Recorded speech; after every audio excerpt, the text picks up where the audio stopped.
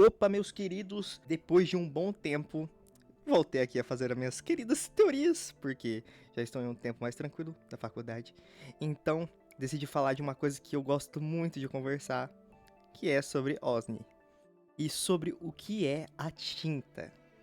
Coisa que a gente já sabe, né? Que os elementos que a gente tem são transmissão e intenção. Esse aqui a gente teve no próprio Hexatomb. E esse aqui nós teve pela confirmação do Selbit e pelo Arquivos Secretos. Só que a gente tem o de OSNI, que a gente não conversou.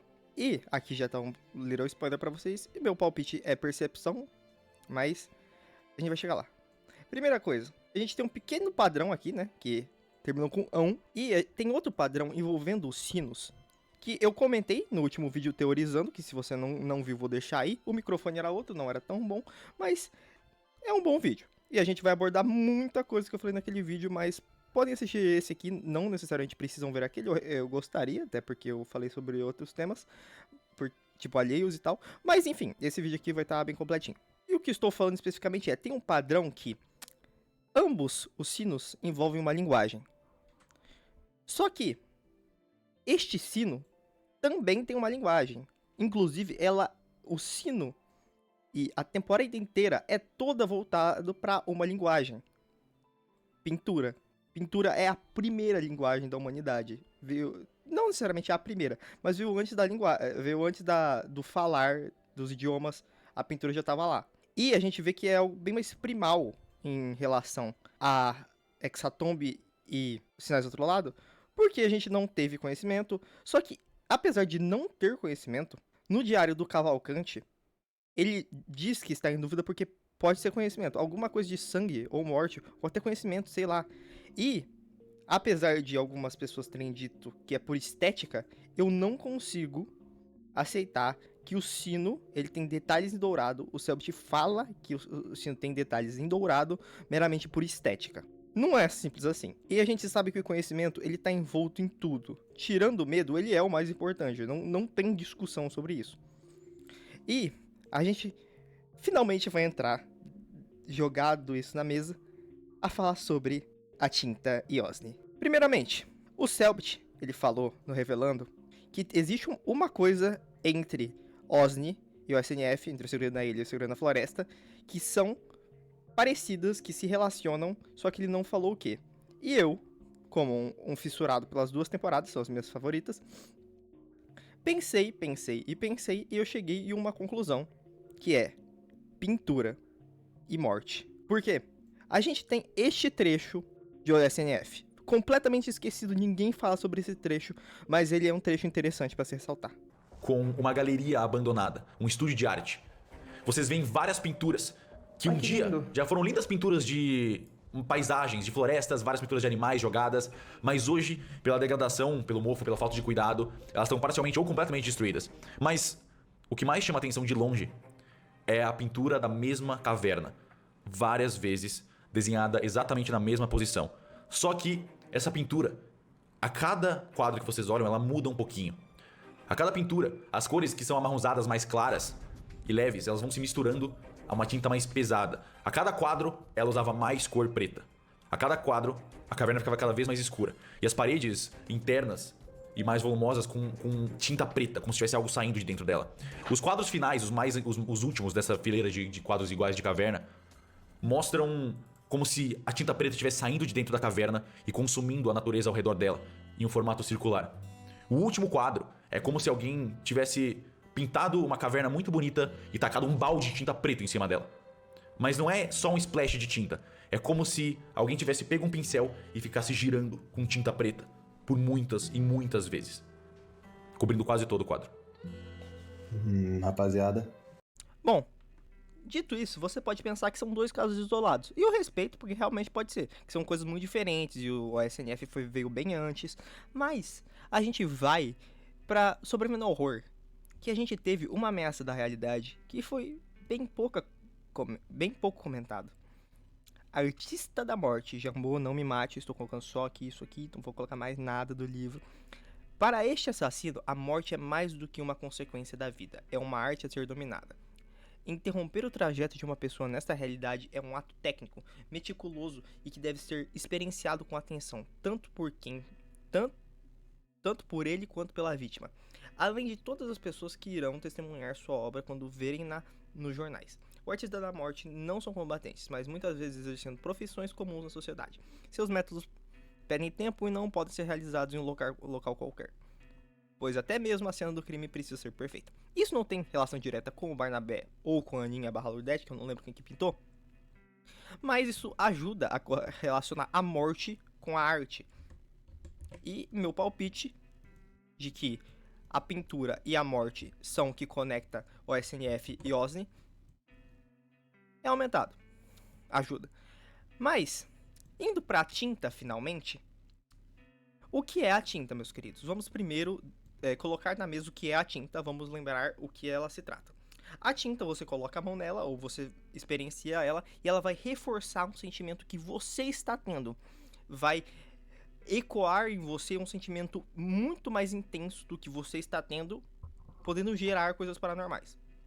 Dependendo de quão intensa ela tá em relação à membrana, que eu acho muito interessante essa relação da membrana com a tinta, que eu acho que, no geral, sempre vai ser isso, né? Com o lodo ou com o próprio sangue, né? O sangue aquele gosma vermelha entidade. Mas é muito interessante o Selbit ressaltar isso com a tinta, porque a gente consegue ver a diferença na intensidade dela. Mas vamos para outro tópico, que a gente sabe que é a tinta, né? Acho que todo mundo que tá vendo esse vídeo sabe que é a tinta, então não precisa ficar batendo martelo no óbvio. A gente tem um caso que pode ser um caso isolado, e pode ser de sinos que tenham conhecimento, mas meu palpite aqui é para todos, né? Porque acho que o Selbit teria gatilho, ficaria com agonia se ele fizesse isso. Mas que é: o caos inevitável e saber tudo transforma... criam o caos... criam saber tudo é inevitável. Juntou esses dois e criou saber tudo é inevitável, que eu não escrevi aqui porque eu sou meio jumento, mas saber tudo é inevitável. A frase do elemento de transmissão. O sangue e o conhecimento podem gerar a frase do elemento de tensão, que a gente não soube qual que é, mas o que a gente soube foi: algo cresce dentro de vocês, um sentimento primal, como a fome, mais racionalizado, um instinto moldado em uma forma, direcionado. Vocês são preenchidos pela intenção de um estigma da coroa de espinhos. Isso aqui, né, mas enfim. Só que a gente teve a união de duas frases para criar essa. Deve ser a união dessa e dessa para criar essa. Não vejo por que não. Então pensei nas duas possibilidades. Tudo começa perdendo tudo, e tudo começa por saber tudo. E quem está diretamente relacionado com essas duas frases? Quem perdeu tudo pelos scriptas e quem... quem perdeu tudo pelos scriptas e quem soube de tudo? Kian.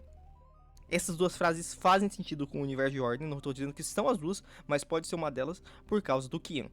Tudo começa por saber tudo. Alguém teve que saber tudo para trazer o paranormal para cá. Que o meu palpite é essa aqui, né?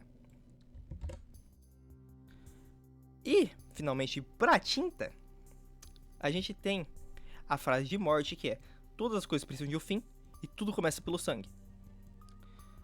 Então eu pensei em todas as coisas precisam começar, tudo começa pelo fim, e tudo começa e tudo termina. E aqui a gente tem a frase que a gente teve, né? A verdadeira arte é só um reflexo do sentimento de quem a contempla. Só que isso não está direcionado com nada dessas frases. O meu palpite é esse aqui. Porque esse aqui também faz muito sentido, mas eu já vou chegar porque é esse aqui. Esse aqui só faria sentido se a gente soubesse que o universo vai resetar quando a calamidade acontecer. Eu creio muito nisso, na verdade, mas a gente não tem confirmação. Vamos ir pelas coisas que nós temos, não ficar fazendo uma pirâmide invertida. Todas as coisas precisam começar, obviamente, e tudo começa e tudo termina. Só que o meu palpite é: todas as coisas precisam começar por um simples motivo. De novo, o que é a tinta? Ela realça algo que você está percebendo, ela realça um sentimento seu. E a falta da tinta, isso aqui é revelando o OSNI, que eu tenho o horário do lado, se alguém quiser confirmar, é que eu não quero voltar às cenas porque preguiça, e é mais fácil aqui para eu não perder o fio da meada. A abstinência da tinta em níveis elevados causa fome. Foma. Causa fome. Vontade de sentir coisas barra carne.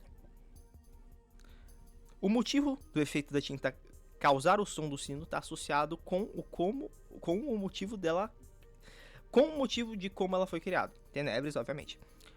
Tudo sobre a tinta é muito sobre a abstinência, é sobre a falta que ela faz. Por quê? Porque a tinta é muito pouca, bem pouca em relação ao lodo ou ao próprio sangue, porque ela está diretamente relacionada ao sino, ela veio do sino. Provavelmente isso aqui é o que a gente tem de tinta restante, porque também o sino foi quebrado e tal, mas enfim, a gente já vai chegar nesse sino quebrado, que eu tenho coisas que comentar. Então, é algo paranormal, sobre a abstinência que ela causa. Por quê? Porque não é palpável para o ser humano continuar com o sentimento todo sendo repetido, percebendo muito dele mesmo. E causa vontade de sentir coisas barra carne. Mas onde eu quero chegar com tudo isso? Colocando que tinta é a percepção, eu assumi, né? Mas, não assumi, mas eu chamei de percepção por enquanto, mas o que é a gente sabe até agora. É a percepção de uma ideia. O Amigo Imaginário só foi criado porque o Barnabé e o Montel reforçou muito essa percepção pro povo da ilha. Quando o sino tocar, a criatura vai retornar, todo mundo vai morrer. Eu não lembro se quando o sino tocar, mas acho que... Não, sim, quando o sino tocar. Mas enfim, eles criaram isso. Eles falaram o sentimento deles pra fazer todo mundo sentir a mesma coisa. Não falaram, né? Mas, enfim, vocês entenderam. E eu pensei, tá, é sangue mais morte. Nós temos energia mais conhecimento. Eles são antagônicos, porque apesar de ser sobre tenebres, né? Eles são de elementos opostos. E o que é a transmissão? Transmissão de uma ideia versus percepção de uma ideia, obviamente tem uma correlação. Eles estão ligados por tenebres, eles passam a mensagem de tenebres, eles fazem a pessoa perceber tenebres. Tanto que os nativos da ilha tinham o símbolo de tenebres tatuado. Era pra estar nessa portinha, mas vocês sabem o símbolo de tenebres, né? Eles tinham isso aqui, não tatuado, mas pintado com a tinta. Será que acontece alguma coisa se fazer esse símbolo com a tinta? Não sei, mas vamos lá. Onde eu quero chegar? Se eles estão conectados, transmissão de uma ideia e percepção de uma ideia, isso mostra que realmente eles são antagônicos, mas eles estão conectados. Qual que é a percepção que a gente teve com o Amigo Imaginário? Todo mundo vai morrer. Com a transmissão que tenebres que os estrangeiros sempre passavam, nós somos todos um.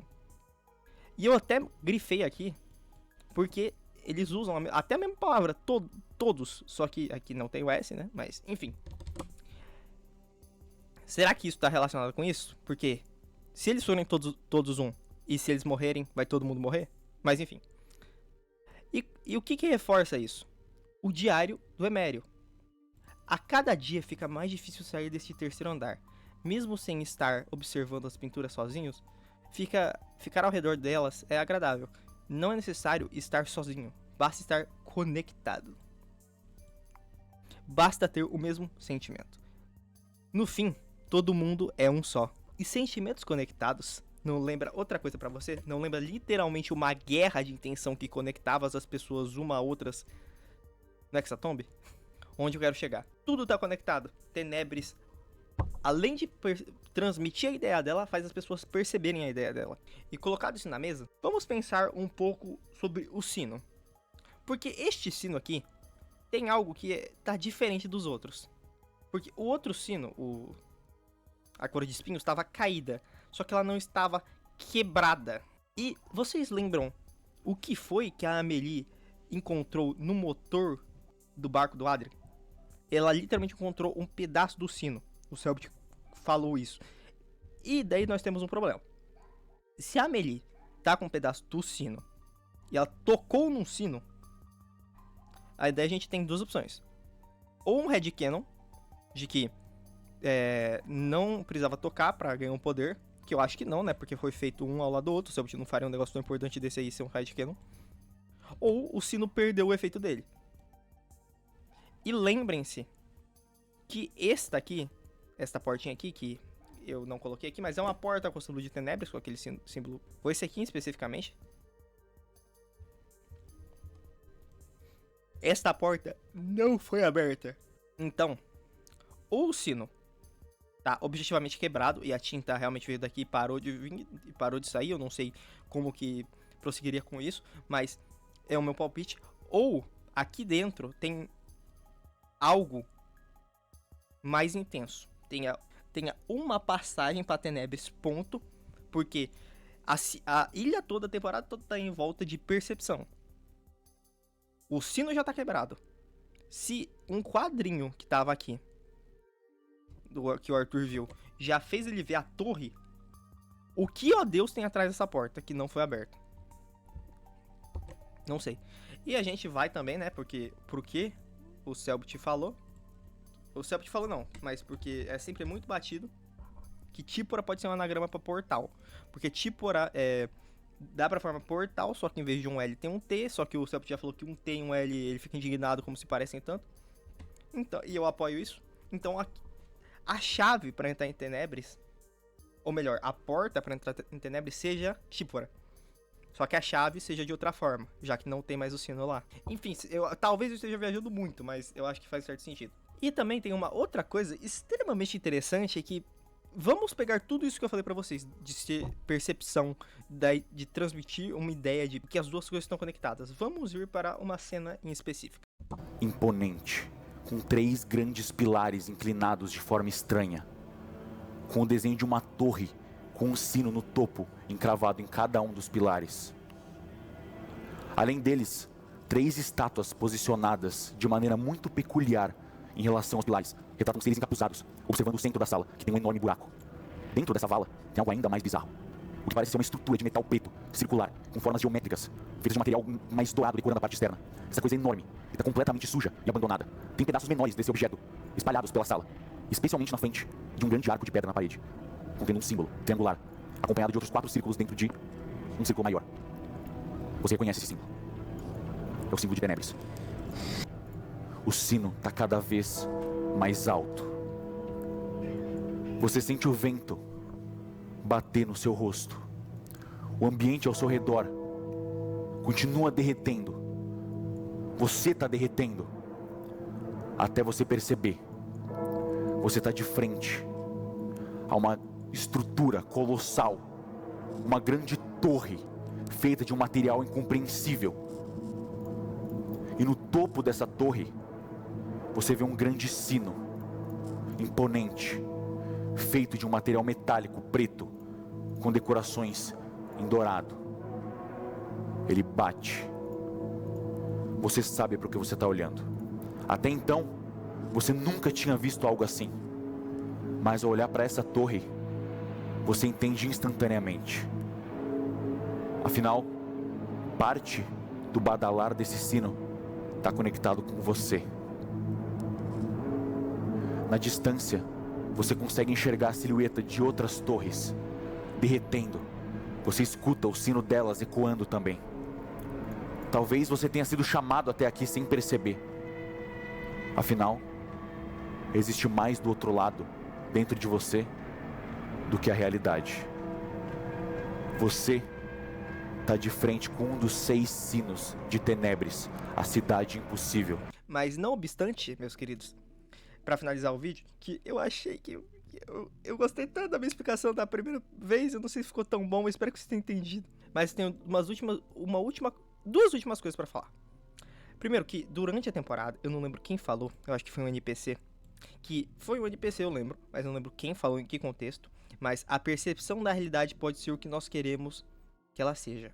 Alguém falou isso aqui, que só reforça isso, tudo que eu tô falando, que a ideia da temporada é perceber a coisa e perceber a coisa está correlacionado com o elemento e com como o paranormal funciona, e Tenebris é basicamente uma das coisas mais importantes do paranormal. Mas, enfim, o sino já esteve na torre. 2 pessoinhas. Mas tem um porém. Tem uma coisa sobre o farol que não vi ninguém comentando, só que tem na wiki e foi dito numa live do Selbit e ninguém falou sobre. Mas um portal, né, meus amigos? A teoria que tipo é um portal. Fiquem com este clipe. Nossa, é verdade, eu nem comentei isso no Revelando. Tinha como... O puzzle do farol Ia ligar o farol.